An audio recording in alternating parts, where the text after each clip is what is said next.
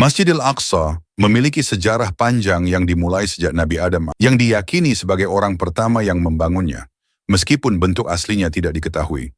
Kemudian Nabi Ibrahim renovasi bangunan ini, lalu Nabi Yakub juga memperbaikinya, dan akhirnya Nabi Sulaiman membangun Masjidil Aqsa dengan kemegahan yang luar biasa. Namun sejarah terus berlanjut dengan kehancuran bangunan ini oleh Raja Nebukadnezar II dari Babilonia pada 586 sebelum Masehi yang membuat bangsa Yahudi menjadi terbuang dari Yerusalem. Setelah Persia mengalahkan Babilonia, mereka membangun kembali kuil di lokasi yang sama sekitar 538 sampai 515 sebelum Masehi. Raja Herodes kemudian memperluasnya pada 37 sebelum Masehi, namun bangunan itu akhirnya dihancurkan oleh Romawi pada abad ke-70.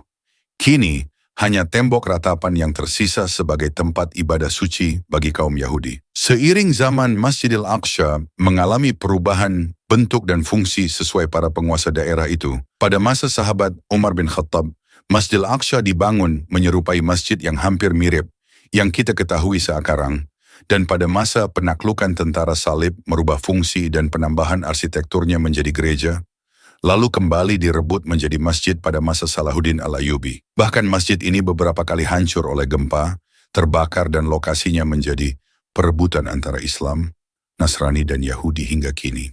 Ada wacana pembangunan kuil ketiga oleh kaum Yahudi yang percaya bahwa itu akan didirikan oleh Mesias di akhir zaman.